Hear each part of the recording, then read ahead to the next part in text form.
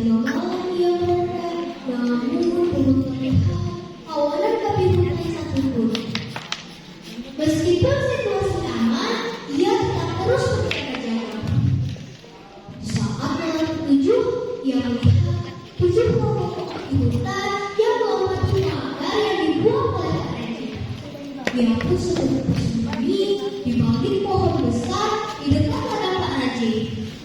Ia pun melihat babi-babi tersebut melompati pagar Pak Rejek. Ia pun meniup suntiknya dan terkena di salah satu perut babi hutan. Namun anehnya, bukannya melawan, babi-babi hutan tersebut malah melarikan diri ketakutan. Keesokan harinya, si burung mimpi mengikuti bercak-bercak darah yang dikeluarkan oleh babi hutan semalam. Sesampainya di tengah hutan, bukan anak sumpit yang ditemuinya, melainkan gua yang di depannya dipenuhi tanaman rambut. Ia pun memasuki gua tersebut. Betapa kagetnya dia melihat satu putri cantik terbaring lemah dan dikelilingi wanita-wanita cantik lainnya.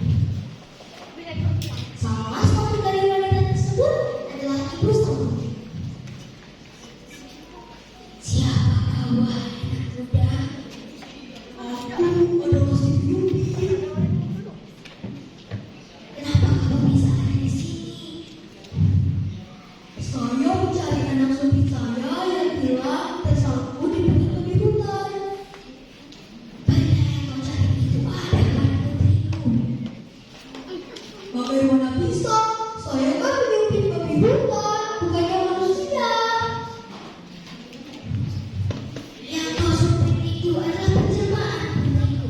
Seandainya manusia tidak menebang pohon dan menghabiskan persediaan makanan kami tidak berniat untuk menghancurkan manusia. Kalau begitu, saya dan yang lainnya minta maaf ya. Lupakan saja semua kejadian tersebut. Sekarang, bagaimana caranya kita bisa menyembuhkan? Aku akan membantunya. Si bibi itu berjalan mendekati wanita tersebut.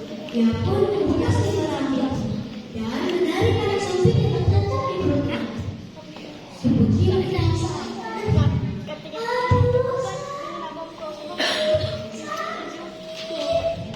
Setelah dicabut, si Yupi menaburkan obat yang dibawanya. Dengan ini kau sembuh.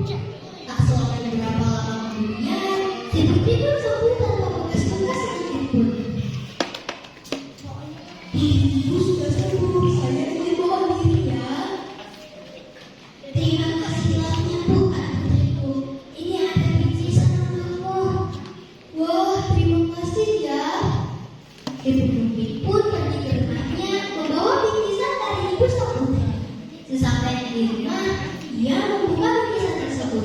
Betapa-betapanya dia melihat ada emas, intan permata, dan berlian.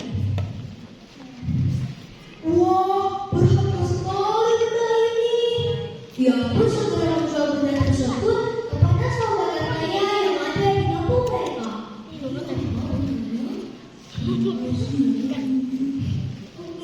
Setelah menjual, ia pun membeli rumah mewah, lunasi hutang orang tuanya ke Pak Rejek. Isu-isu dia telah menjadi orang kaya telah dibicarakan oleh warga. Kamu tahu gak sih, si putri menjadi kaya karena kejahatan Pak Rejek? Hah, bagaimana bisa? Aku langsung memberitahu Pak Rejek. Pak Rejek. Ada apa? Si Yupi menjadi ada rencana aku. Bukan bisa. Aku harus mencari sopirnya.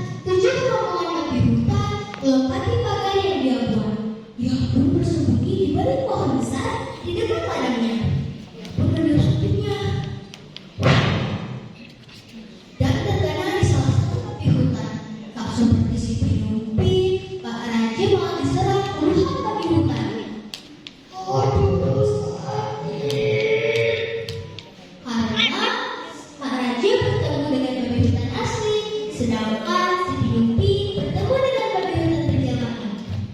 Pak Raja pun ke rumahnya merintih ke satu kali. Aduh. Pak Raja pun menyuruh putri sulungnya untuk memanggilkan si Pinumpi. Si Pinumpi pun mengobati Pak Raja. Tak selang beberapa lama kemudian, Pak Raja pun sembuh tanpa bekas luka sedikit pun. Saya merasa